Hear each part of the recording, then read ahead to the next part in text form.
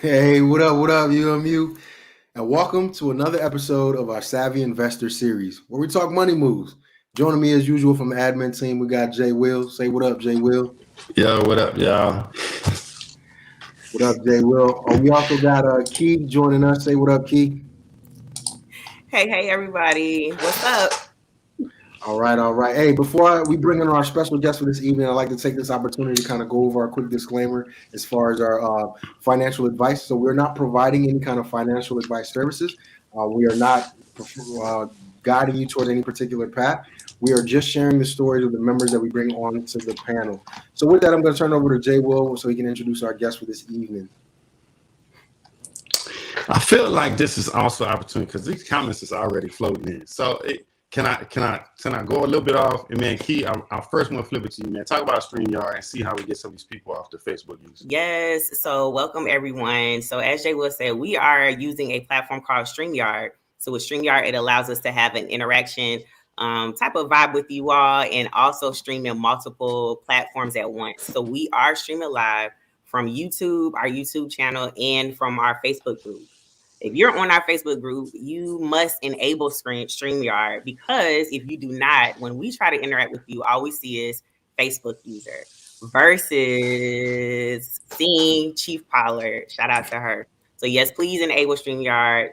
They don't want your information. We just want to be able to see your name. So let's do it. Yeah, I appreciate that. We want to give them their love too. Absolutely. So, but that's our sidebar. I know y'all didn't come here to listen to us talk. Y'all came here to check out our guests. And with that being said, the one, the only retired Chief Master Sergeant Todd Simmons. Say what up. Hey, what's going on? How you doing, Jay?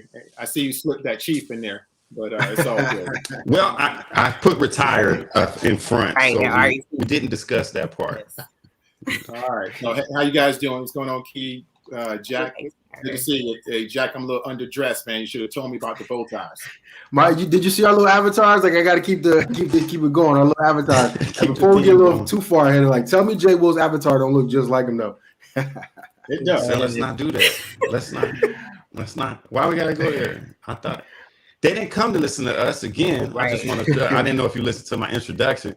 They came to listen to Todd Simmons. Yeah. But Todd, I do want to give you this opportunity before we get in this conversation. If you could, just please give for anybody that has not heard your name, which I don't know how that's possible, but if they have not heard your name before, could you give us a little background about yourself, who you are, what are you doing now currently, et cetera? I know, I appreciate it. Hey, I appreciate the whole uMu family for having me out here. We've been looking forward to this. We've been doing a lot of chatting over Facebook over the last couple of weeks, but to everyone out there, and trust me, a lot of people don't know who I am. It's a whole globe out there, right? So Todd Simmons, hey, I retired. As Jay, you want to throw my rank out there. So this is a transition show. So former rank, retired Air Force, did 25 years, 7 months, 14 days, and 90 minutes in the U.S. Air Force, and I never counted a second of it. But retired, was a defender for about 20 years. In the last couple of years as a command chief, retiring at Air University. Transition out there.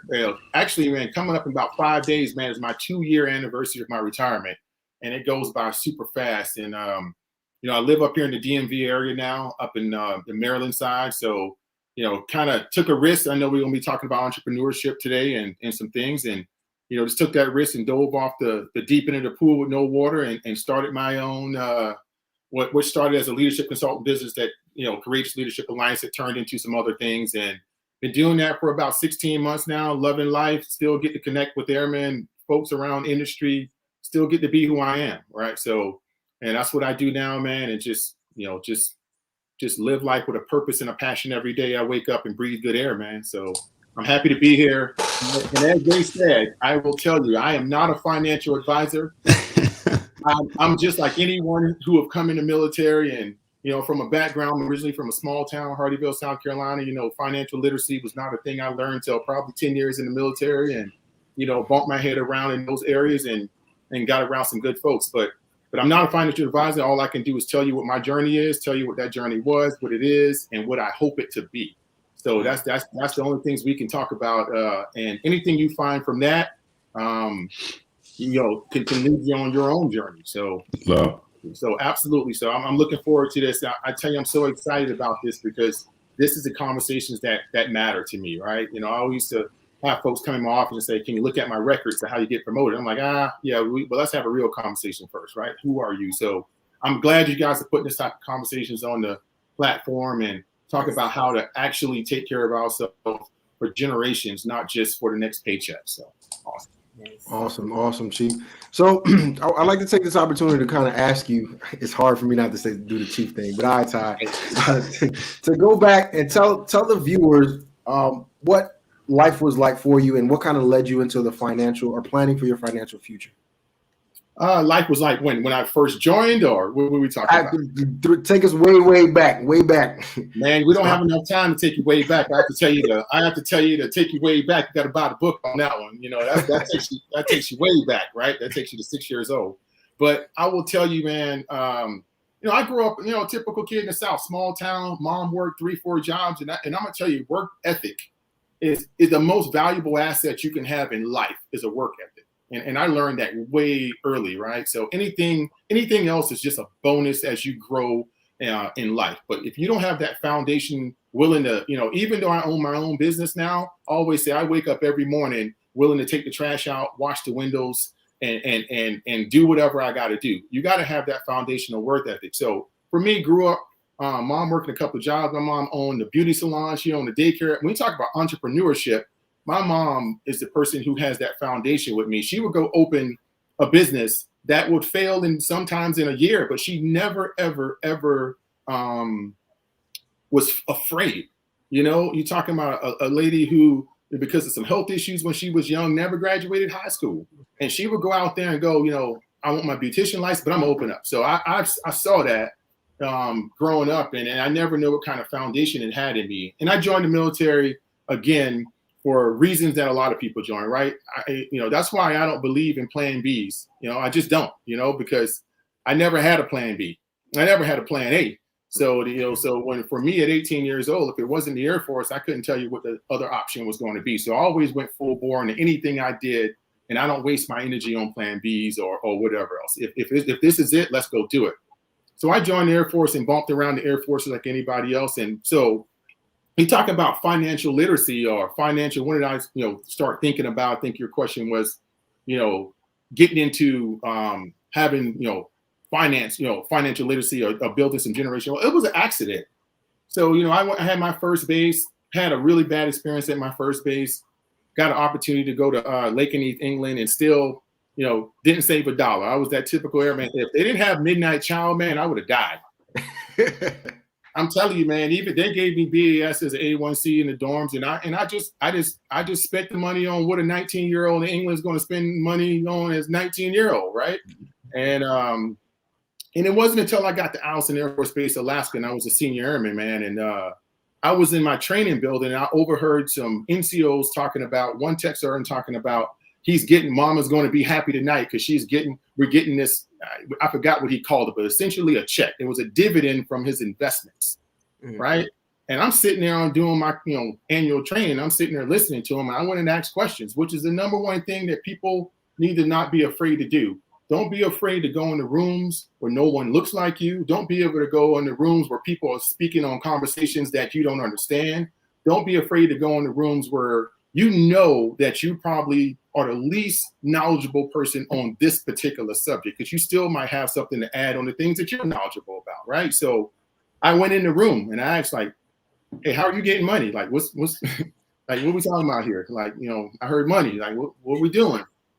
So they start talking about, investments, and this guy was you never know how somebody's going to respond to you, right? Somebody can say, no, get out my face. They can close that door. But I got a simple philosophy of life. If someone gives me a crack in the door and there's a little bit of light coming in it, I'm going through it, man. All you got to do is leave it unlocked. You ain't even got to put a crack in it. Just leave the door unlocked. I'm coming in. Right. And I went in there and asked a question. That started my journey. And he laid me down, started talking about mutual funds, and started talking about, things that I never heard of. Senior airman. And I'm now a senior airman at Allison, and I have a kid, and my wife is in the military. We both senior airmen. And we both did not do our finances the way we should. So we two broke senior airmen. So there's no way that I can put this $100 that he's talking to me about up into investments. So again, it goes back to that foundation. And I know we're going to get into entrepreneurship, and we talk about this, but if you're not willing to work, I go back to that simple thing. If you're not willing to do what it takes, right? And anything you do, you're going to have problems.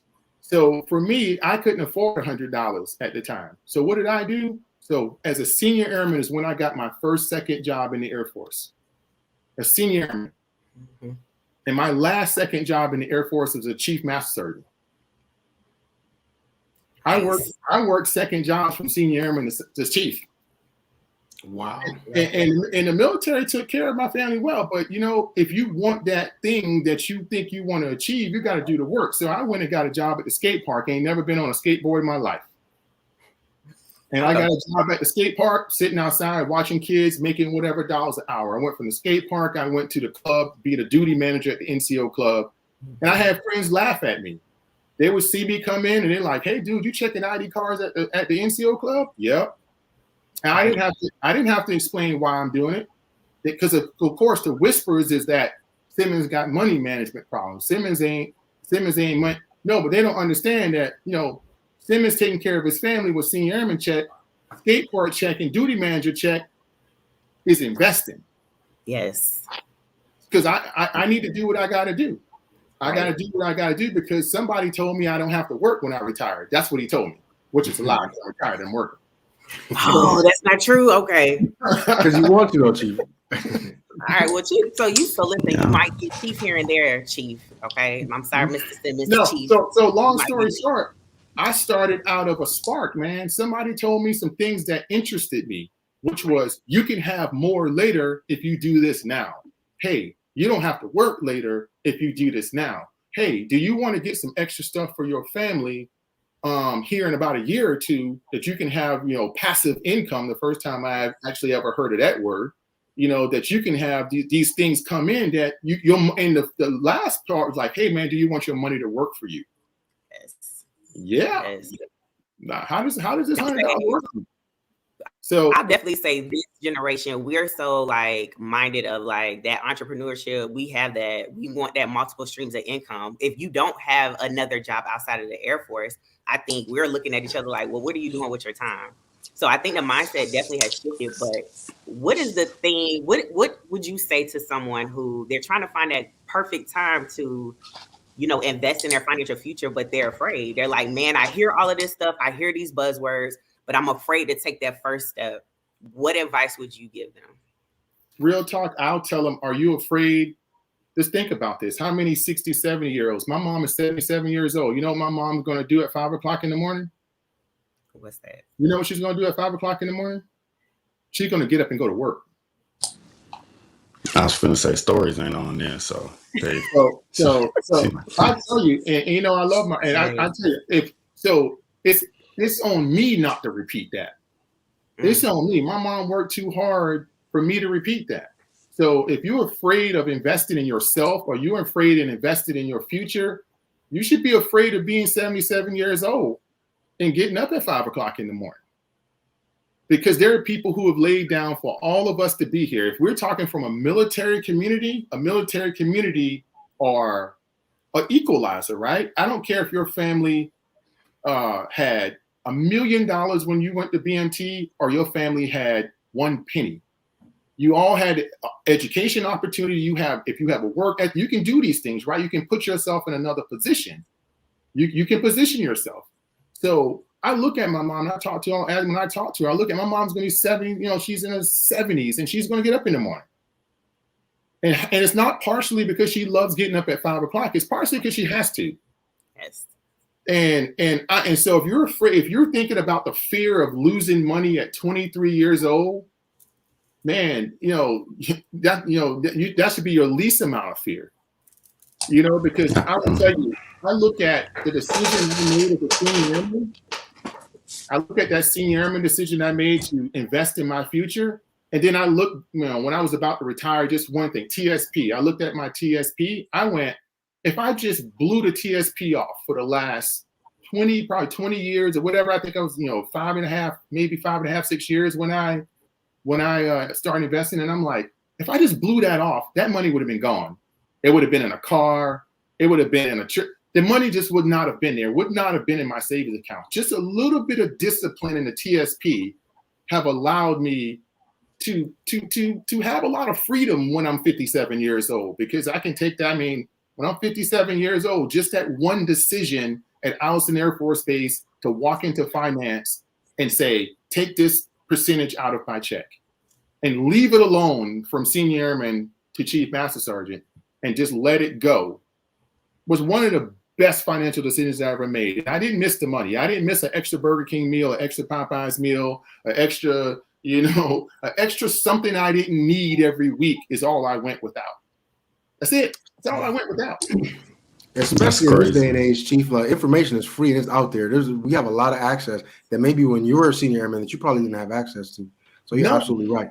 Yeah. And it just takes somebody, like he said, that sparked that interest. Because that's the problem though with the access to information, is trying to consolidate it all sometimes. And I think that's sometimes what people struggle with is where do I start? Where do I get? But it's just crazy, some of the nuggets that you're saying. And but to not go on my spiel, because I had an analogy that I was just having the same conversation to somebody else trying to get them to shift mindsets. And, but besides that, I don't want these questions to sound repetitive, but I also didn't want to glaze over one of the important things that you started off with, which was that first conversation, or when you initiated that conversation.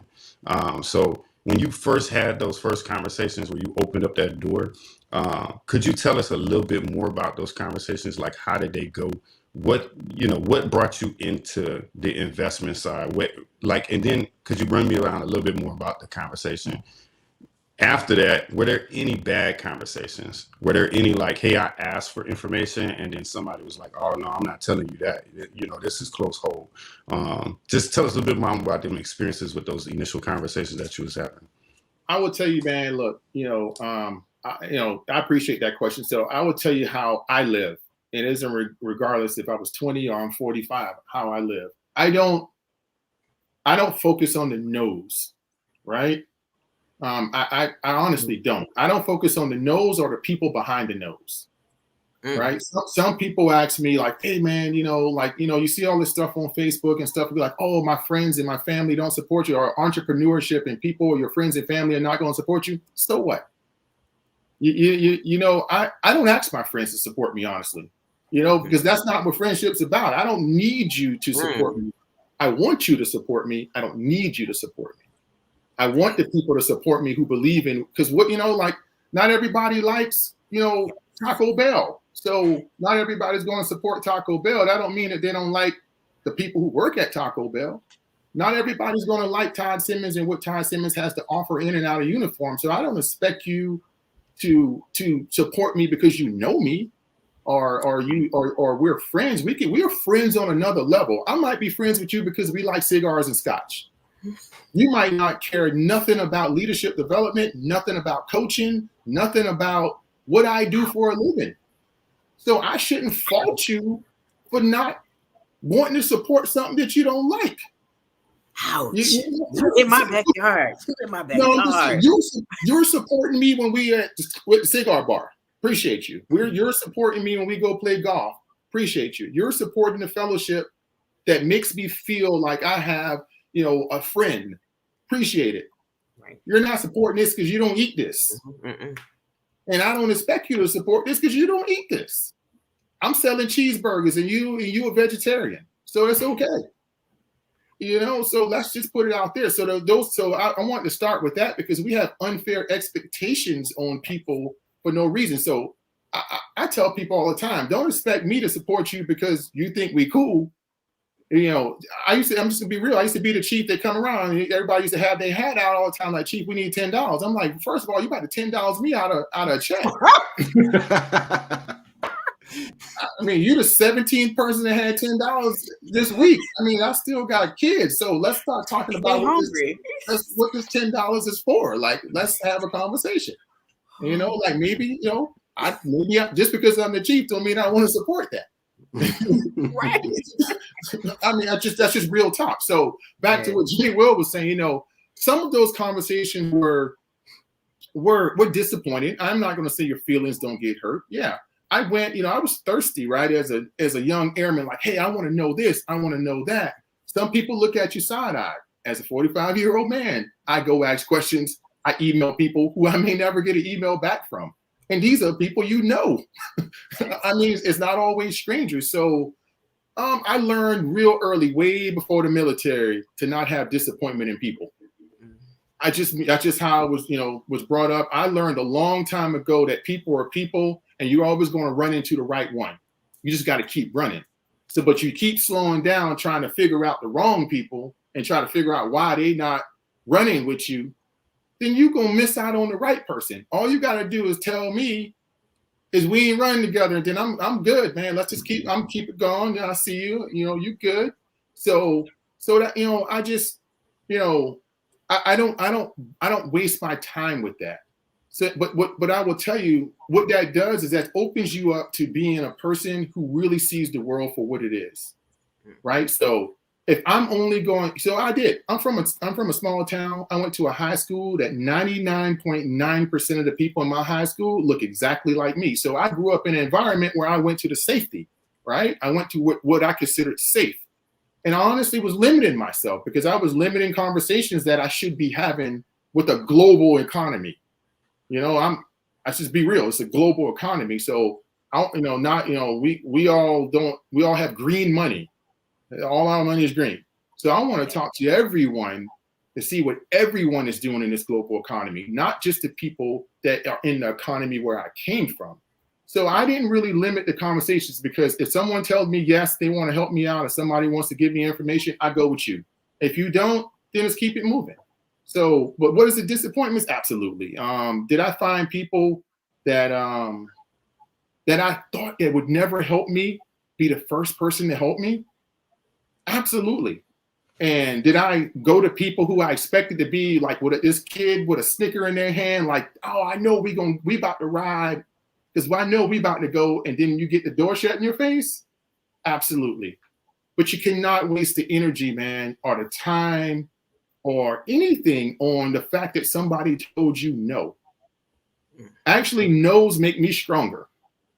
And we can get really in this psychological area where we're not told no for a majority of our time in uniform. And then we get out here in the real world. The real world tells you no in a second. They don't care. Right. And it's not that they don't care. It's just that no means no out here. It's like, thank you. And the best you look for is that when they look at your resume is thank you for your service. They don't owe you anything. Huh? They don't owe you anything. They don't owe you anything. And so that's the kind of mindset that you have to develop. And it's not a transitional mindset. And I know we're getting ahead of ourselves. The biggest advice I give people is don't transition from the military because you're retiring or it's time for you to go. Your mindset of transition should be the day you get out of BMT, because it's going to be over one day. You should have a journey of self-discovery your whole military career. Because 20 years of no self-discovery means that you're going to get out at 20 years and have no idea who the hell is staring in the mirror. Be lost, And so self-discovery is a method of you have a safety net to see what you want to be and who you want to be. I was a defender for 20 years. I do absolutely nothing in law enforcement now. Doesn't mean that I don't respect law enforcement, don't do that. That's just not my interest right now. Right. So the things that I'm interested in, I discovered as an E6 in the Air Force, and that's my journey. Yeah, I was a defender with a beret, but I also at night taught college as a tech surgeon. Yes. Because that was my journey. My journey was I want to educate and develop. So I'm running toward this journey. And I'm still going to wake up every morning and be the best defender that you ever met. Yes. But as soon as that uniform come off and it's 1800 and I got to go over here and teach this class for 2.5 hours, I'm going to be the best college professor that you ever seen. And I'm going to run these parallel paths till I'm out. And then when I'm out, now this thing that I was passionate about in uniform, it just goes away. And I still got something that I can hold on to. When you don't have that other thing to hold on to, you get out and you're still trying to hold on to this. Yeah. And this doesn't exist anymore. And that's the reason why we started Don't Call Me Chief. Love my career, love what I did, but that doesn't exist anymore. Right. I ran 17 years into something that I taught college for 17 years on active duty. And that's my passion. Education is my passion. Development is my passion. So when the command chief went away, all it did is just like, man, it just brightened up all those other things that I couldn't do because I was 50. I had this other thing fighting this other thing. So now I can fully engage into this thing that has always been there. Yes. So, Long time in the season. I love it. You got all that, Black? Well, I'm not gonna be able to take notes on this one. I'm absorbing all this stuff in myself. Oh no, but I got a question for you, Todd. So I see your brand back there, and I see it's on your shirt. So let's talk about branding for a moment. So what does that mean? What does branding mean, and how do you incorporate that in today's world? Man, I tell you, man, I wish 20 years ago I had the opportunity that y'all have today, right? And I did, So in the military, I understood. When I got to Edwards as the command chief, I understood the power of social media, right? So putting stuff on social media really wasn't doing anything great, But like I was doing it myself, so I'm out here, I'm just doing what I can do, right? And got the AU and really kind of kicked that into high gear, right? So it's not about taking pictures. I wasn't trying to take pictures. I was trying to, what is my message? That was how I utilize social media. Like if you saw me on social media, it was me walking out of the hospital, FaceTime live, telling you I just lied on my PHA for the last time, right? So I'm being real. Like, hey, for 25 years, I lied on my PHA, telling them I was okay. I just literally told them I wasn't okay, and this is what just happened. I went to the B-Hop for the first time, and man, was it a good experience. I wanted to brand myself as who I already was, but maybe Jay, maybe Jack, maybe Key didn't know who I was. So why would I want you to know that this is who I am. Not a chief master sergeant. I'm Todd Simmons, who happened to be a chief master sergeant. And this is how I feel. Yes. And I think there's a great way to use social media, and there's a horrible way to use social media. But branding to me is not only social media. It's basically how you make people feel, even when you're not in the same room. Mm. So think about this. What makes I always talk about Chick-fil-A. What makes Chick-fil-A such a special place to go eat, right? It's not the chicken. It's how people feel, right? Their brand is customer service. It's not chicken and fries. Their entire brand is how you perceive them to treat you. So all of our brand should be an extension of how we want people to feel about us when our name is mentioned, when we're in the room, when our picture flashes up somewhere we're not. How do you want people to feel about you? That's just at the end of the day. And so if you want people to feel enthusiastic about you, then you shouldn't be a horribly negative person. If you want people to think that you have something that they want to learn from you, then you should be a person who is a lifelong learner. So your brand has to represent what you want from people. If you want people to hate you, then be someone who treats people horrible, and that's your brand. Whatever. So what does that mean? That's super important these days, right? And not from a business standpoint let's take it from a business standpoint. There's no new information in leadership. There's just new people delivering it. Just the truth. There's no new. I got a lot of books behind me, right? If I can read Simon Sinek, I can read all the way down. What they all saying the same thing. They're just new interpretations of it. We get emotional about not the information. We get emotional about how the people deliver the information. Yes. What connection they have to us. I don't know how many of y'all follow Eric Thomas, E.T. I do. Hey, look, I've been following E.T. since the first video he put out. E.T. videos do not change. They're consistently the same. Yes. And, I see Tab, branding are not the same, right? I'm not a branding expert, right? You're right. She's saying brand is how people feel about you, and brand is what people see about you. Great point. Yes. But I tell you, consistency is it, right? And I would tell you the most dangerous thing about a brand, about building your brand, is to be fake. And because someone's going to find out, it's like you can't advertise hot fries at all your restaurants. This is a McDonald's problem, right? McDonald's, we all like McDonald's fries, but we know we got 60% chance of getting cold fries at a McDonald's somewhere. No ice cream. No ice cream. No ice cream. Yeah. So if you're not consistent, then you're going to have problems, right? You're going to have people look at you shaky. But if you're consistent, I know that there's a 99% chance that if I go to Long Beach, California, or Miami, Florida, I'm going to get Chick-fil-A service the same. Yes. Consistency makes me feel a certain. That is true. Yeah. Yes. So that's very true. That's a long answer on brand. Yeah. Yeah. I have a question. So how does one start branding themselves outside of the organization that they represent? You mean in the military? Yes. Who are you? I don't even know your last name, Key. And that's okay. So who is Key? Right? You guys already did that, right? Look at the three of you. Matter of fact, I just realized I don't think I know any of y'all last name. If we're being real.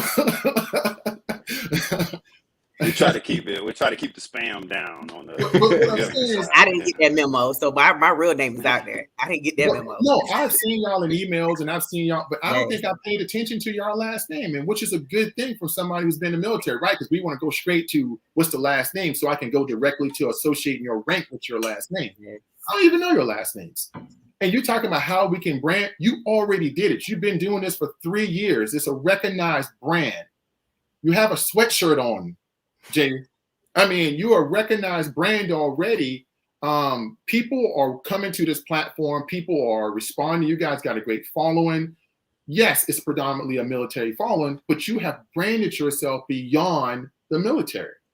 And be yourself. I see yourself talking about be yourself and stand by your truth. Yeah, and some of us, which have branded while we were in the military. Absolutely. I had someone tell me the other day, like, hey, it makes so much sense now. Your last 2 years in the Air Force, what you were doing to say, I didn't realize I was going to retire at the point, but yeah, was I purposely being considerate about who I wanted Todd Simmons to represent versus the chief?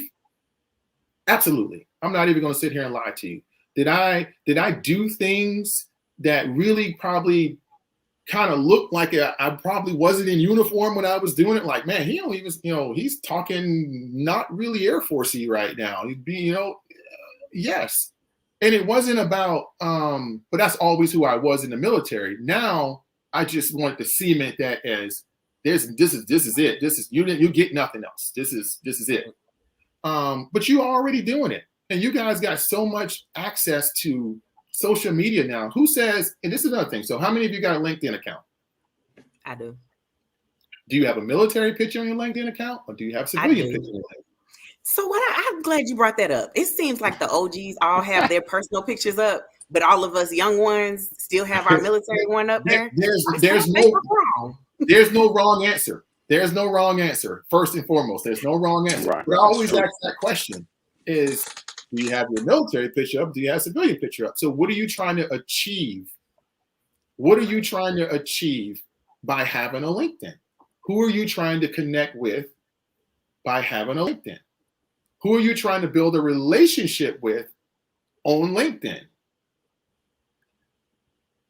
I mean, people are going to know you're in the military if they read your link, which they do. Yes. What do you want me to see when I first see you the first 10 seconds? And that's just no wrong answer, right? That's just me, right? Like, what do I want to see from you? Who am I connecting with? Am I connecting with you, or am I connecting with a military member? Are you connecting with me in an industry that you want to know more about because you're just a person that want to know more about this industry? Or, who are you representing at this point? And it's no wrong answer. I just give it for food for thought, right? Because I don't think if you have a military picture up, it's going to be negative to you. I don't think if you have a civilian part. I'm very cognizant of what I represent, right? I love my military career. It was great, but I'm very cognizant in this chapter of my life, how I represent myself out there, because I don't want people to just see me as a retired chief master surgeon.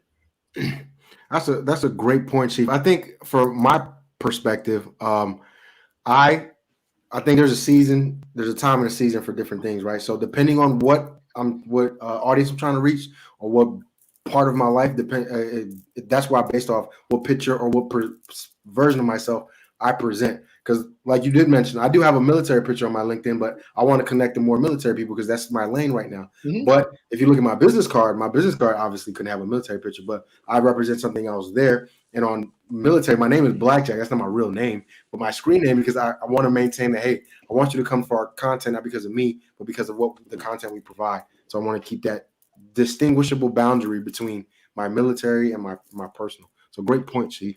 And it's so when I tell people is that it's no wrong answer. These are just conversations we should have to challenge each other, right? Because if I'm just telling you one thing, or just telling you everything is okay, you're never going to think, you're not going to even think transition. You're thinking, I'm here till I'm not, and then I'll focus on transition and taps, which is completely too late. Yeah. I'm agreeing with you in saying that it's also saying be intentional with your actions. So I think some people may have a military picture up just because they've seen somebody else have a military picture up. So, but when you ask the question, I mean, that's a great question to ask even yourself, is to be like, why do you do it? Is your intention, like Black was saying, to connect with more military as you're doing it? Or are you just doing it just because you've seen somebody else do it? So if you know your why, then I think it's, going back to that, be intentional with your actions. So, but I do want to get to like on the last question of Brandon, because we don't talk about this one. So monetizing it. Give me some of those difficulties, even your initial thoughts, your initial, feelings behind it, maybe some resistors or whatever. But when you talk about monetizing your brand or monetizing what you've been doing for so long, quote unquote, for free. Well, what have I been doing for free, Will? That's not. I understand what you're saying. Like I will tell you. Yeah. I will tell you. For me, that's why I put the quotation. No. I know what you're saying. I was. We were all leaders in the military, but and it's not about being careful what I say, because I don't believe in that. It's what it's either what I say is what I say. I'm not here to offend anybody or hurt anybody's feelings, right? So for me, as Todd Simmons, this is a completely Todd Simmons thing. Doesn't represent active chiefs, retired chiefs.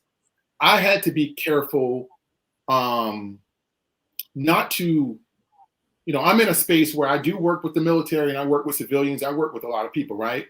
I have to be careful. If I'm monetizing what I bring, it can't be chiefing you, right? So, and let me explain that, is that a lot of people don't know that I taught college for 17 years, right? I don't go around typing that on every social media. A lot of people don't know that I have a background in curriculum development. A lot of people don't know that I have a background in doing these things. So for me, when I decided to do this as a profession, I wanted to do it as a professional, right? And I wanted to leave any conversation that resembles me being a chief standing in front of you if I'm at a military audience, right? Do I bring in some experiences from being in the military? Absolutely. But I needed to be, a person who brought credibility in the space that I needed to bring the credible space. So, and I'm gonna tell you, it's entirely difficult to make that switch, especially in a space where you are predominantly looked at as leadership, and you say now you want to monetize leadership. Now, I'll give you a couple of simpler ones, right? That was just a hard one. You all have skills that you can monetize, and let me just give you a couple of examples. I looked at my last job in the Air Force, AU Command Chief, and I'm in charge of education for the Air Force, right? SEL for education in the Air Force, right? So I've been a college professor for 17 years. I love education. I've developed myself. And this is my number one question, because I was like, how do I monetize that? Right? I already monetized it because I teach college online. So I monetize it that way. So how can I really still perform a service in this sector and not do it for free, like Jay Will said? So I went and called universities and asked, hey, basically what my skill is. I was, I have the pulse of education for the Air Force. I was involved in education for the Air Force last 3 years. How can I researched it. I researched schools with military outreach. Okay. Military outreach departments that focus on the military. Yes. I researched those schools, and then I got in touch with those schools. And of course, that crack in the door, what are you going to do? Are you prepared when that crack in the door happens, right? Can you communicate your skills? Can you now bring your value to the table of what value proposition you are talking to them? My value is, I just came out of education for the Air Force. You guys are struggling because you do your research with recruiting Air Force students. I could advise you because I know the Air Force education system. That's a skill I have. That's a consulting skill that I have. Right? So did some people hire me? Absolutely they did. Because that's a skill, right? One way. And the consulting world is big, right? So what you have to find out is what skill, number one, do you have? And how do you separate yourself with that skill? Just because you were your AFSC and you were a senior NCO, you have a skill, but other people might have that same skill too. How did you make yourself more marketable? And I'm not saying go out there and play this check mark game and that's not going to work out here, right? How are you making yourself more marketable by being able to understand how to navigate that world? Because it's not about the check marks. It's about the 15 seconds you get in the initial conversation. How are you going to communicate your skills? Now, I don't ever tell anybody out here that I was an Air University command chief because they will not understand what that is. I've learned that they don't know what that is, right? I'm the Air University command chief. That's not in industry. That's not going to mean anything.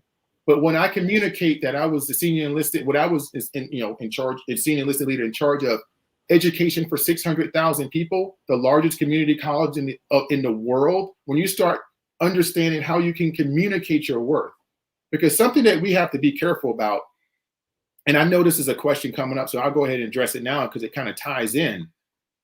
People always ask me, why did I choose entrepreneurship? And I will tell you, and we talk about communication and monetizing your skill. What is your skill? Because I don't think we do a great job of defining that if we don't pay attention.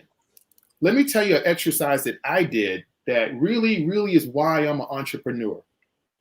I looked at 27 EPRs.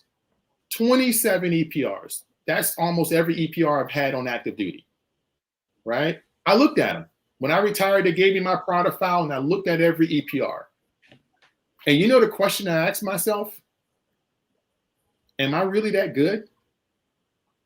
Because 27 EPRs, all we use some really good words. I saved millions of dollars as an NCO. I mean, if you really looked at my EPRs, and it's a different perspective once you're out and you look back at your EPRs, you go, man, I sound like I can walk out and become a Fortune 500 CEO. Because that's literally what it's saying, is that if I've saved millions of dollars in the Air Force, why can't I go save millions of dollars in corporate America? So for me, it was a little bit of anxiety, right? So I'm like, am I really that good? And if I'm really that good, then I should go out here and be tearing it up. Right? But that's a question that when someone asks me, why did I choose entrepreneurship? Because I wanted to see if I really was that good. Because I honestly didn't believe it. And I still don't believe some of that, right? Because you have to be realist, right? We're in a system. There's a system that no matter if you're in the military or you're at Amazon or whatever, there's a system of promotion and everything's inflated. I've been out here for 2 years. Everything has its inflation points. But what you have to realize is the reality of who you are, and not just continue to read your own press clips and believe it. Because if you continue to read your own press clips, you're going to be reading propaganda at some point.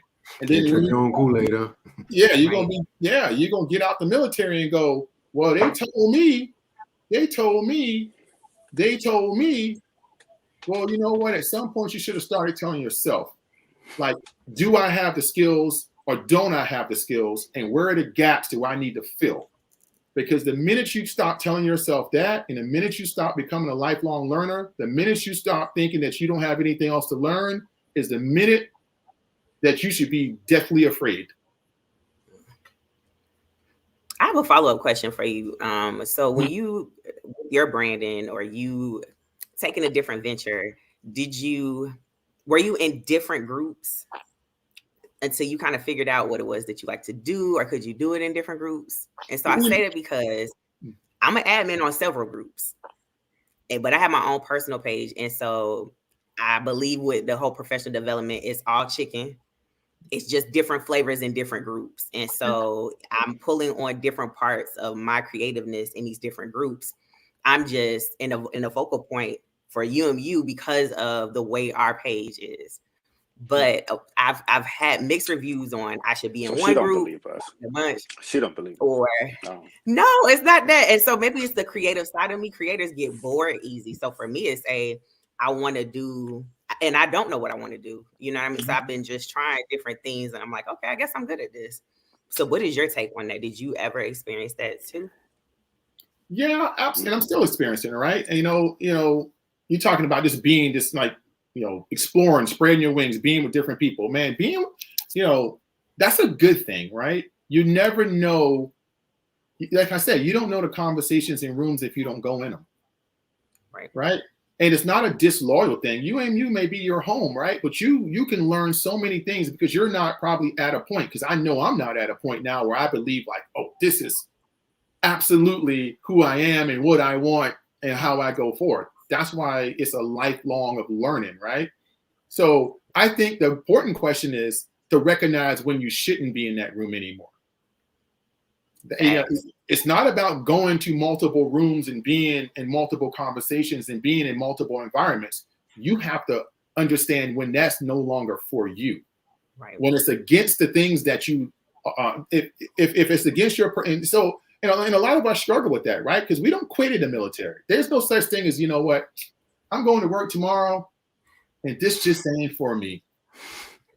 That just doesn't happen. So there's a mindset of sticking it out. Yes. Sticking it out, right? Because how many flights, squadrons, organizations, divisions you've been in, and you're like, somebody deliver me from this, or you start counting down your DROS. Right. Yes. And then that becomes a part of your psyche. That becomes a part of how you deal with situations. And that's why it's hard for us to transition into our first job and to leave our first job, which is most retirees will have 5 jobs in about 6 years because and quitting. My first job was 90 days. I actually worked for somebody when it was 90 days. And it wasn't, and we're still friends today. It was for a company, but I knew after 90 days, I knew after 90 minutes that I couldn't work there. But the part of me that was like, we don't quit things, like you just stick it out. You go. And then it took me a couple of months to realize like, you can't work here. Like this is not for you. This is not, you want to do your own thing. This is not for you. So I had to tell myself the story that I needed to believe at that moment. Right. So I will tell you, it's not about how many rooms you're in. It's the rooms you're in that you're not supposed to be in. Well, that is an awesome point. We sometimes sometimes way past our expiration date in certain areas that we probably shouldn't be in. So since we're on the topic of transitioning, I wanted to ask you a question as far as from military to entrepreneur. What does that really look like?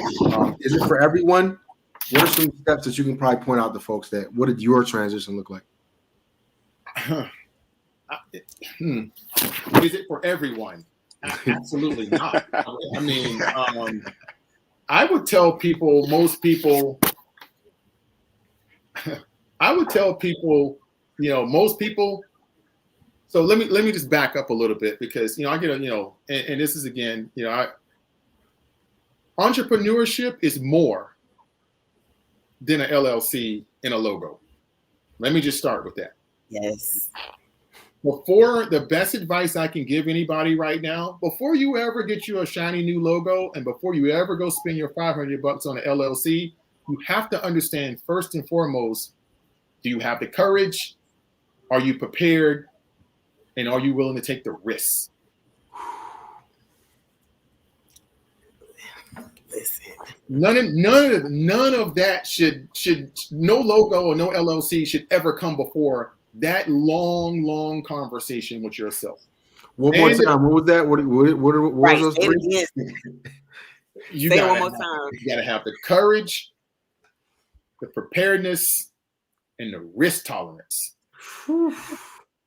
Because if you don't have that, and that when anyone ever asks me and call me about a question about starting a business, the first 3 questions you're gonna get, because I'm not gonna refer you to anybody who does LLCs. I'm not gonna refer you to anybody who does social media. I'm not gonna refer you to anybody who does logos, because you have to understand that. Because the thing is, it takes courage to go.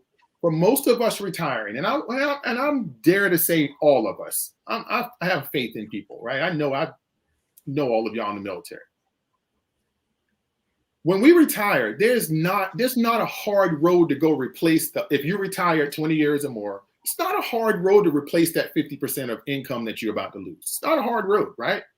In this day's economy and job market, and the intelligence level and the education of our enlisted force, it's not hard. Most of you will get out and you can go get a job, and you can probably make more money when you combine everything together than what you made in uniform. That's just a fact. Most of you can achieve that. It takes courage to say that I'm not going to take that road. No safety net. It takes courage to say that 0 income will come into my house unless I create the opportunity, execute the opportunity, and be able to repeat the opportunity. If you can't do that, then because one good payday is one good payday. We're used to having how many of those paydays? 2 a month. Right. And in entrepreneurship, it don't work like that. So if you don't have the courage, right, to say that I'm taking that, right? And which goes into, and then it's preparedness. When did you prepare to do this? If you prepared to do this yesterday, go get a job. And then work it out as you go. Right. You got to be prepared, right? So Senior Airman Simmons made decisions along with Senior Airman Simmons, later Staff Sergeant Simmons, later Lieutenant Simmons, who was my wife. We made decisions a long time ago to take risks 20 years later. So I'm not going to sit here and say I'm out here taking this enormous financial risk by being an entrepreneur. I'm not even going to lie and tell you that, because I need to tell you the truth. It wasn't a huge financial risk for me to say, I'm not going to bring income into my house. I gave myself 2 years. I retired, said, I'm going to go try to run my own business. And if I don't make 50 cents in 2 years, then I'll go get a job. But I was able to take that risk because I didn't have to replace as much as my income. So preparedness is, are you prepared to be able to take the risk?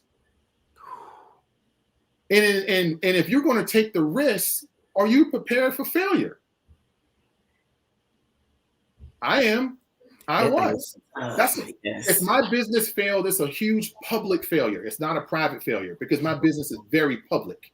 Yes. If you saw me disappear from social media and nothing there, it would be public. You're right. So that's a risk that I had to take off of a brand that I built on active duty, that I don't fail. That I'm this person that you believe me to be. Now I'm going to go into the private sector, and I could have took a public nosedive into the pool. Are you ready to take those risks? Are you prepared? And do you have the courage? So these are just, this is just real talk when I tell you about entrepreneurship, because you remember when I started this with, I saw my mom business fail after fail after fail after fail. And a lot of it was because of mismanagement and stuff, but she just didn't have the information. I remember my mom opened a really big beauty shop. She had like 10 people in her beauty shop. I understand it now, the business model. I didn't understand it at 14, right. But she had people in the beauty shop taking advantage of her. She's paying water, high rent, all of these things. People weren't paying their booth rent, or she was so nice of a lady, she was letting people not pay their booth rent, pay half of their booth rent. So she couldn't make the bills after a certain amount of time because she's not making the revenue, but you got people who are making their personal revenue, right? Yeah. And she wasn't prepared for that. We almost lost everything. And so for me, but you know what? She failed, and guess what she did? Went and opened a daycare. My mom running that daycare for the last 35 years. All right. So, and she's going to get up at 5 o'clock in the morning, open the door to a daycare that kids are going to come into. She's been doing that for the last 35 years. Man.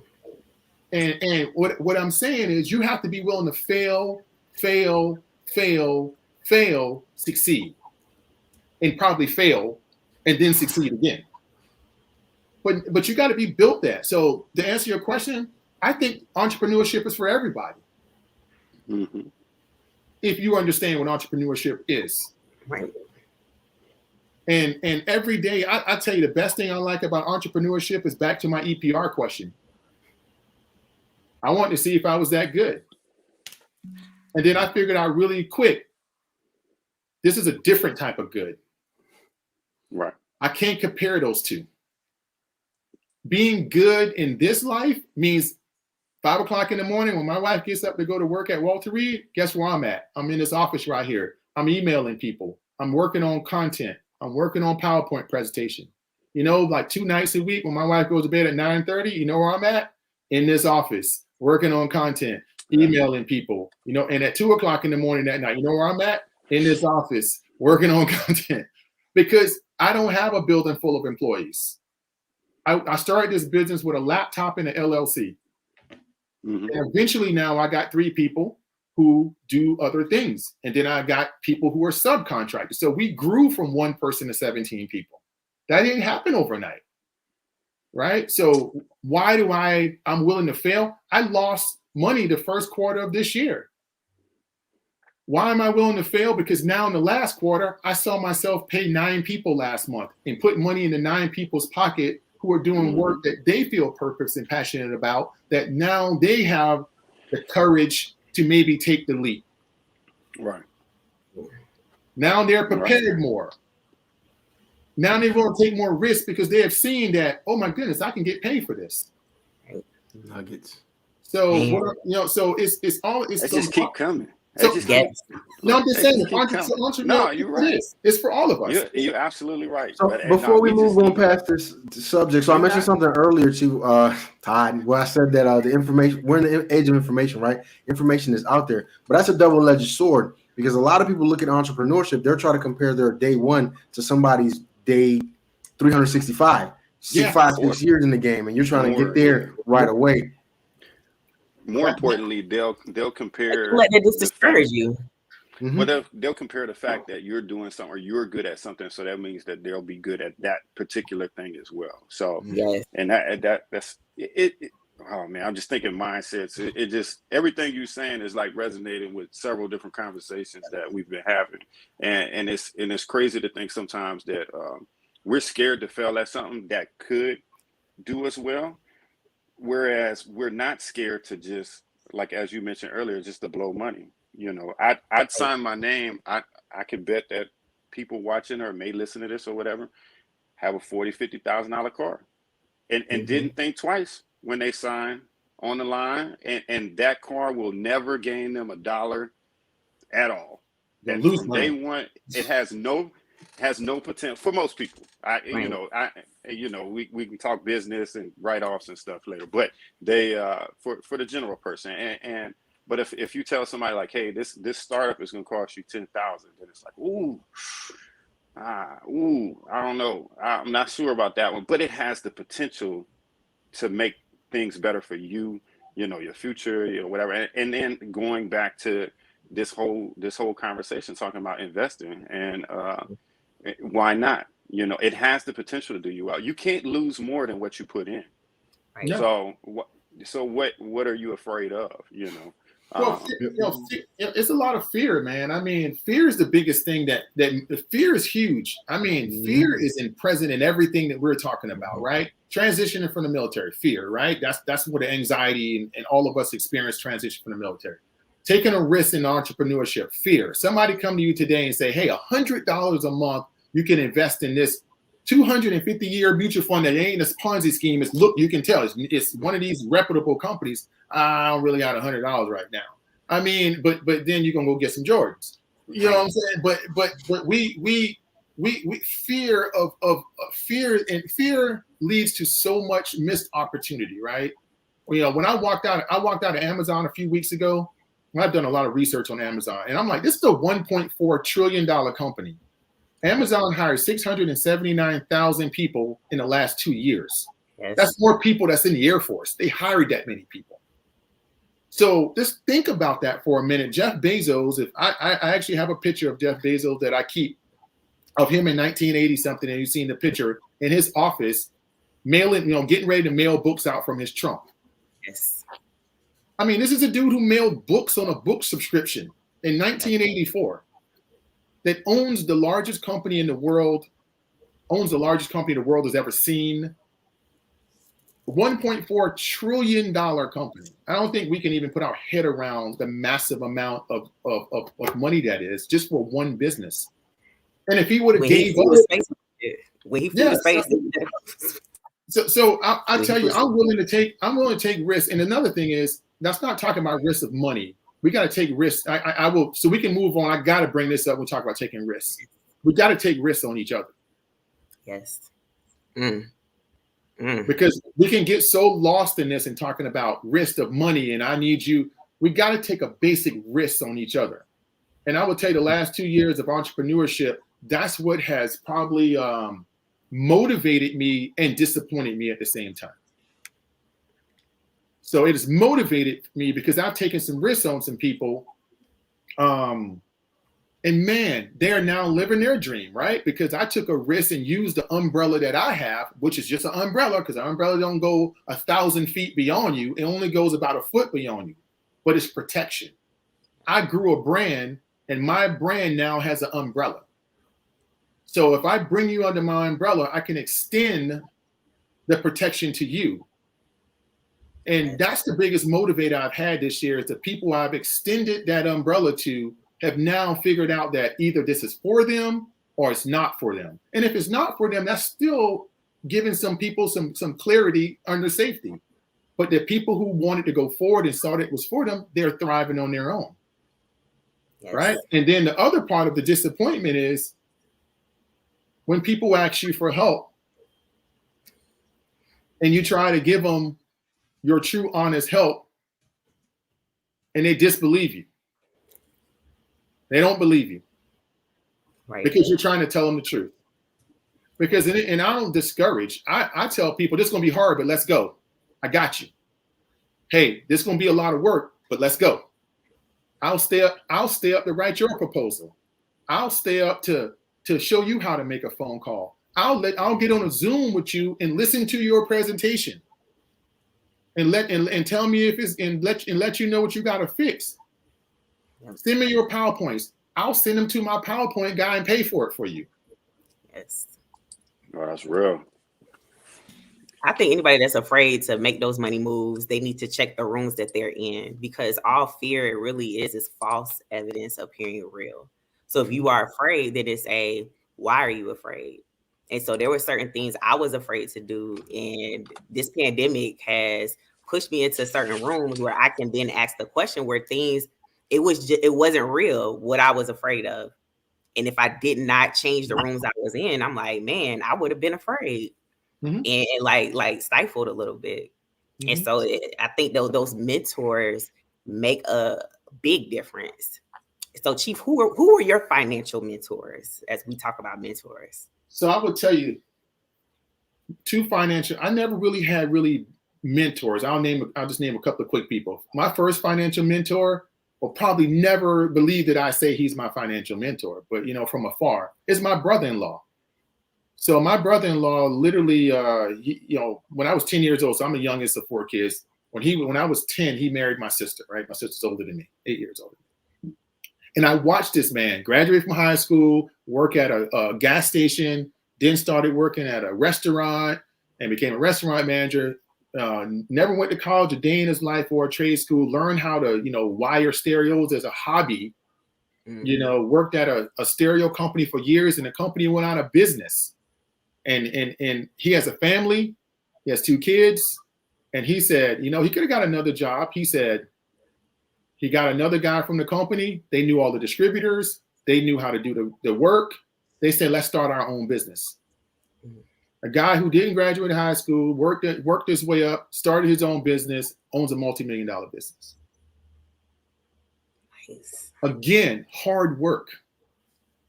Hard work. And I watched this man give my sister the life that she deserved until she passed away 2.5 years ago. Every day. And I go, that's just from work. That's from work. And you know what? He was prepared. He had the courage, and he was willing to take the risks. And I see how generous he is with everyone around him. If you're willing to do the work. He brings my nephew in. He brings all these other people in. If you're willing to learn, I'm going to teach you. And I'm going to pay you a premium while I'm teaching you. So that was my first financial mentor, how to work, how to get the bag, like we say, right? But also get the bag and share the bag with the right thing. Yes. So in the next financial mentor is the people I'm around now. I really live what I told you, Keith, earlier, what I said, going to these rooms. I'm not a uniform man. I don't have all these stripes. I can't bowl my way. Now I work LinkedIn like it's like trying to find a prom date. Yes. I'm telling you, and then when somebody lets me in the room, I show up. Not physically, I show up in the room. So I've developed a couple of people who didn't know me a year ago. And these are guys who own their own company, who started where I started 20, 30 years ago. And they're multimillionaires, and they're willing to share information with me. And one of them asked me a question the other day that I never thought of, because it's not a monetary thing for me, right? But he asked me a question, he said, he said, what's your plan to make your first million? And I just threw me back. I didn't make $1 million as a chief. Believe it or not, chiefs don't make millions a year. You sure? Not even Comanche? No. Command chiefs actually make $500,000 a year. Oh, okay. Okay, I'm gonna hit them up, Chief Pollard. I'm gonna start that room. I'm gonna start that room. But it wasn't about the money. It was about the question of investment of what you're thinking. Yes, is not where you should be at. Right. Why are you not thinking? He said, because it even went past, they say, not only what are you doing to make your first $1 million, I just need you to get past that. He said, I just need you to make your first $1 million so we can get past that and you can start making your millions. Yes, your first. And if somebody you can believe in that has done it, this is a retired major, by the way, and can if you look at somebody and you see what they have done, you're like, why am I thinking about making a living instead of making millions? Yes, help me with my mind. And so when you talk about mentors, I'm like, sometimes all you need is people to change your mindset. I call it a stutter step, right? You just need somebody to just, while you walk in, to give you that little stutter step and get you back.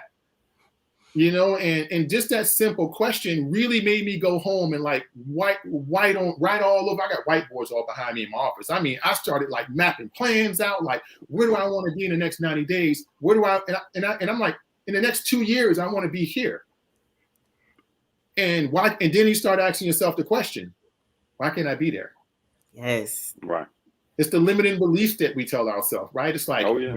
Because what we want to do is we want to go, hey, if somebody want to come pay me this $100,000, I'm good, and I'm gonna go just ride it out. That's a new way. And it's 6 figure. And it's I'm nothing gonna get out and wrong. get me this 6-figure job. And there's nothing wrong with that, because back to your question, not everybody should be out here, doing this. And some days, trust me, I wake up and go, man, where that 6 figures at? Because man, anybody got time for this, right? I mean, there's days that you got to get yourself back on the horse and go, you're doing this bigger than money. I do this for the way my 2 daughters look at me. Yes. I got a 20 and a 25-year-old daughter. And the way, we just had Thanksgiving. And when my 25-year-old accountant daughter tells me she's proud of me and she's proud of what I'm doing, she's thankful that I transition and I'm living the life I want. I'm like, man, respect. Who am I to quit? In the fields, right in the fields. Right in the fields, right? Get you slumped over at the turkey table, man. I mean, you know, Man, what they doing over there? you What like, they cutting? Right. you try to get a extra Tabasco in there to make it look like, you Yes. know, it's the hot sauce, but, you know. But The life expectancy for retirees though is not, it's low. It's like 2 years. why? What?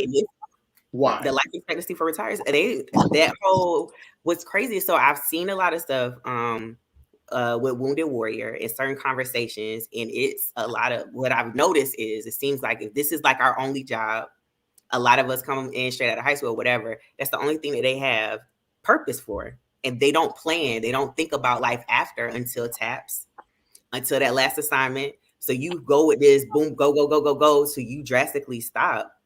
Oh no, let me tell you. So Exactly. I'm glad you brought it up, Keith, for your audience that's not in the middle, that's still serving active duty. And I know I see a couple of names here. I'm not going to point them out, but I know a couple of folks who are retired that we all went out on journey.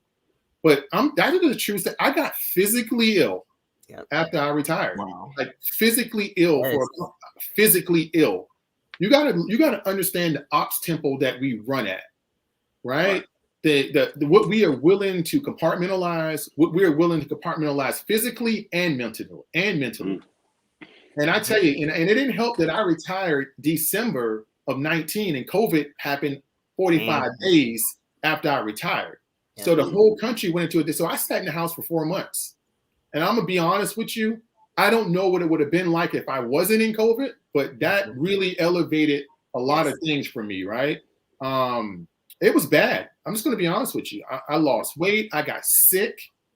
I mean, I just felt really ill. And I'm not an anomaly. I can there's 5 or 6 other people I know retired after me who have faced everything from severe mental health depression all the way to physical illness.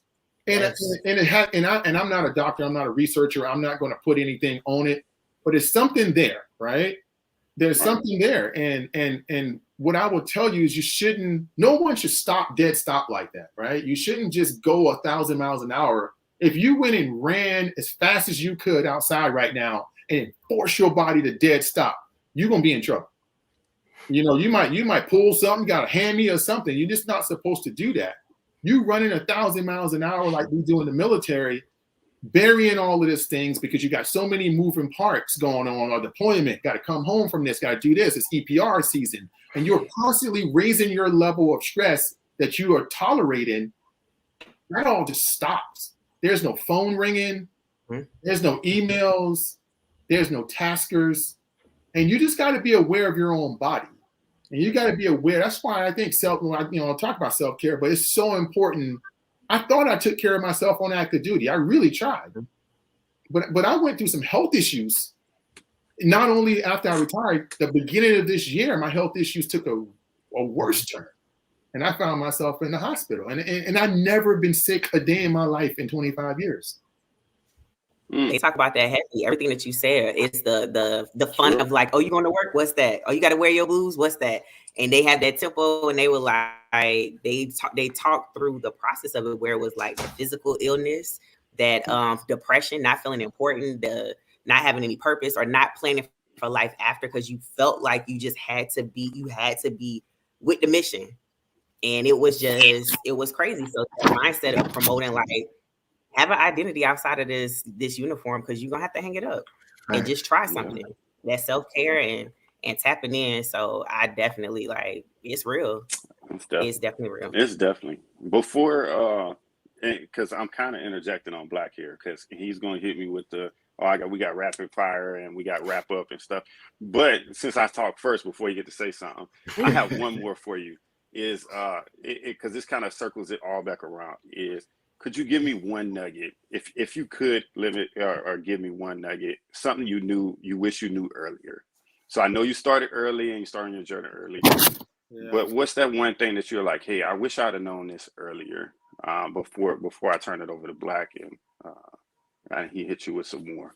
I think it's a wrap up of what I already talked about. What I would have known, if I would have wished I would have known early, is that the rooms that I thought I wasn't allowed in, that I would have just walked into, right? Not only that, and that I am worthy of everything life can bring to you, that I am actually worthy of it, that I'm no different because of my background, that I'm worthy. That why, and it goes back to my book is this, why not me? If I wish I would have adopted that a little bit earlier, if I wish I would have known what I know now, so many different things. And I don't complain about a lot. You know, I think I had a great career, great life in the military. But what I wish that I would have, and I am worthy. I'm more than what I tell myself every day. Because even in the great successes I had early, it was sometimes imposter syndrome. It was sometimes me being fake and faking through it. It wasn't my true self. And I wish I knew my true self and got to find out who my true self was and who and what I was willing to, and that I'm in love with everything about my quirkiness. I'm in love with everything about my weirdness. I'm in love with everything about my thoughts. And if I would have loved that earlier, I would have loved myself earlier. That's what I wish I knew earlier. His book is amazing, by the way. Whoever has not read it, when I read it, I said, that's him. It's good. Go get the book. Shameless plug. Hey, well, I appreciate it, Todd. I appreciate you opening up. Man, I wish we can do this for like 2.5 hours. I really do. Like, we got some questions we probably won't get to, but in an effort to preserve your time and respect your time, we're going to go ahead and start and go into our rapid fire questions, or our wrap up questions. This is where I ask you 6 questions. You just kind of fire off your responses, and these are questions targeted to for you specifically. So the first one is going to be, how can people reach you? So if people want to get in contact with you, how can people reach you? Well, a lot of ways. So you can go, I'm on Facebook, Todd Simmons, TODD Simmons. You can reach all of our social media company platforms at Courageous Leadership Alliance, IG, Twitter, LinkedIn, all of them. Go like them all. You can, and I also have my personal LinkedIn page, Todd Simmons on LinkedIn. And then you can go to our company email, info@courageouslead.com, info@courageouslead.com. You can do all of that stuff. So we're all over the place. Please go out and like our stuff, man. We put some stuff out there to try to educate and inspire and motivate. That's all we're putting it out there for. And we love what we're doing because it's purposeful. Yes. Appreciate that. So when you get a chance after this, we're done with the live. If you don't mind, you can put all that information in the at the bottom of the comment section, so it can help people get to your platforms. Second, what's your end goal? What is your end goal? End goal, man. 2 end goals. Be a man worthy of walking this earth.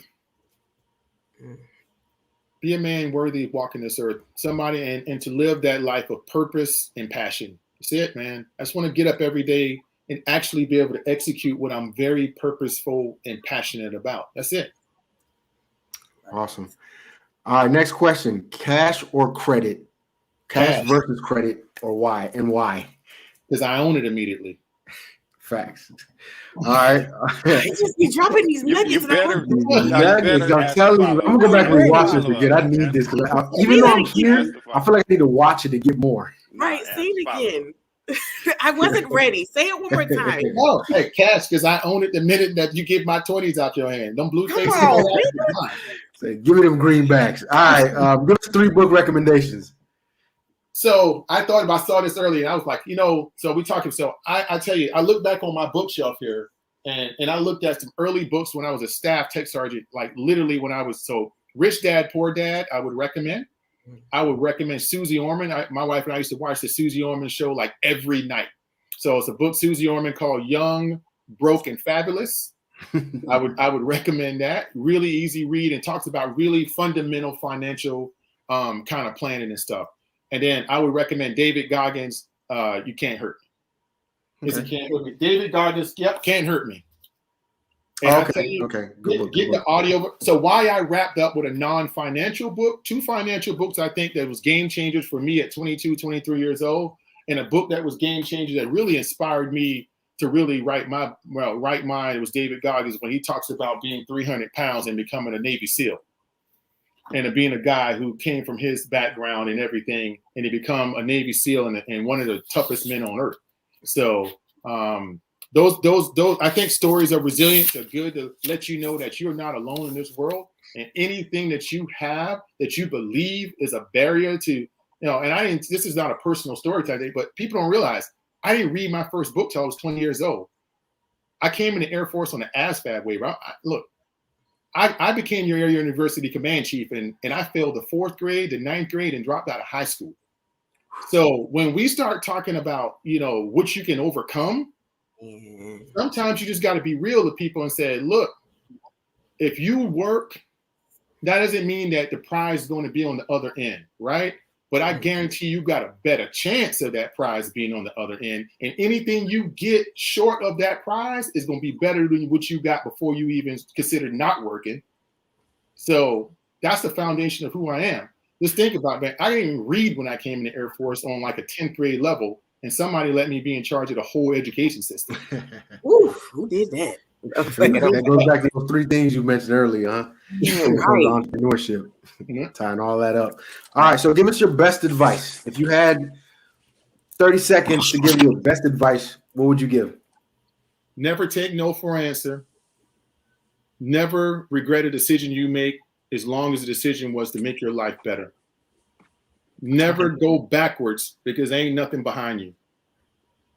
And always know that whatever your worst impression of yourself, somebody out there loves you more than that. Deep. All right, the last question for you. They say the second half of a man's life is made up from the decisions he made in the first half. So I want you to be specific in this question. What is that one thing that you did during your first half, right, that's setting you up for a better second half or a better now? Discovered who Todd Simmons is, which was a journey. Not a kid. No, you know, I'm not a dumb kid from South Carolina who couldn't read. I'm a kid who didn't have opportunities, who took advantage of opportunities. And that set me up for a second half of my life, is that no matter where you came from, no matter what you didn't do, no matter who didn't support you, no matter who said what they said, if you do it right in your first half, you can be the person in your second half that said, I said what I said. That's it. Man, hey, I need this. I need this on audio. I'm gonna drive and listen to this on my drive and work tomorrow. Yeah, I don't even know. I forgot my video was on. I just all right, so with that, Chief or Todd, I appreciate your time. So I'm gonna turn it over to you to give your final thoughts before we close this live. Hey, you know, I tell you, I love this platform. This is an example of everything we're talking about. If you don't see this as entrepreneurship is not always revenue based, right? Entrepreneurship is those 3 things I said. Taking that, I'm sure 3 years ago when y'all started this, y'all were like, nobody, what if nobody comes? What if all these people we actually get? So what I will tell you is, no matter what you want to do in life, go pursue it. It doesn't matter what it is. It doesn't have to be something that makes you $1 million. If you are going to be happy and live with purpose and passion by retiring from the military and going on the streets to really help homeless people, and they're only going to pay you $45,000, and you're going to get up every morning and you're going to feel like you just jumped into the ring and beat Mike Tyson down, then that's what you need to do. Because at the end of the day, what you're doing now is a lot. And the sacrifice that you are making, and the sacrifice that you are unknowingly making, you deserve happiness in your second chapter. If that second chapter comes at 4 years because that's what you did, at 6 years or 10 years or 15 or 20 or 30, it doesn't matter what point it comes at, you deserve. So when that crack comes in the door, I don't want you to go gently open it. I want you to go drop kick, Bruce Lee, drop kick that door open, because they already said come in. It's all about you, what you're going to do when you get to the other side. So I would tell you, kick it open, because opportunities are there. And everyone in life has challenges. And that's just what life is about. Nobody's went through life without challenges. It's how you recover. It's how you get your tribe to help you up when you're down. It's all about that. So don't be afraid of falling. Don't be afraid of falling. Get excited about getting back up. Because expect to fall. I want you to get excited about getting back up. Because once you get back up, so man, when you get back up, man, it's enough. Hey, look, I always tell people, don't let me get back up. He said can't expect to fall. Yeah, don't let me get back up, because once I get back up, it's another dimension. Yeah. Because I already know what failure now. I already know what it feels like to get punched in the face. So I'm good. That's that. Let me not, because it's not an analogy when I speak on it. But Black already know it's not. I really appreciate that. Know. Hey, don't let me get back up. You better go ahead. Listen, because I know what it feels like. No, I'm trying to hold it. Like. Yeah, so that's what I tell people. That's my closing comments, man. Don't be afraid of getting punched in the face. Long as you ain't knocked out, you get back up. Hell yeah. All right, admin, I'm gonna turn it over to Key. What you got, Key, for your wrap up? No, man. Listen, Mr. Todd, always chief. Thank you so much. Listen, I'm trying to see when we're gonna have him back. You have been a blessing to be a blessing. And I just thank you so much for taking time to pour into us. And I'm a little full right now. I can't even talk. I don't know why he went straight to me. I think we could do something. I think we could do something like we did with the fellows and do something condensed and a little more deliberate. Okay. So, because I think we may have missed to Todd some of the more intentional investment questions that I've seen and posted on the page, just because you was just dropping so many nuggets. But we have an idea we'll talk to you offline about, and it'll be a little more condensed, and then we can answer some questions as well, especially the ones from the page. So awesome. My bad. What you guys say, Will? Yeah, I know for me, so as always, humbled and appreciative of your time. We truly do this for you all, uMu. And I do want to take a shout out real quick on my final thoughts for Chief Pollard. If y'all didn't notice her note-taking abilities as we was going through this. She wrote the books down and everything. Hey, she wrote everything down for y'all. So I want to give a shout out to her and putting that out there. But seriously, man, we do this for y'all. We don't think this is entrepreneurship. We genuinely love doing this, and we do this for y'all. And y'all ask for and we deliver. So if there's ever anything that you all want to see or want us to do, just always hit any of the admin on the inbox. With that, Black, turn it over to you. All right. So again, Chief, I'm gonna call you Chief one last time. I really appreciate you taking the time to come out there and be part of this organization. I've been a fan of yours since the first time I heard you speak at the 2018 AFSA PAC. And I think you referred to yourself as like the Chief Wright's twin, because you guys do kind of have that same presence. So I've always been a fan. Coming from the PME world, I appreciate what you did. I'm sure there's been a lot of nuggets that you dropped on. A lot of folks probably won't even realize until they watch it the second or third time. I'm going to listen to this on Spotify tomorrow just to catch some more nuggets. So thank you for that. Again, to the uMu folks that tuned in, thank you for your questions. Sorry we weren't able to get to all of them, but I'm sure Chief is going to have some, or Todd is going to have some time to get in the comments and kind of answer some of those questions for you. And again, if there's something that you would like to see us do a little better, if there's a guest that you would like to see us specifically bring on to the Savvy Investor Series, please let us know. Help us coordinate that. Again, we just do this all for you. And with that, it's been a pleasure. Until the next time.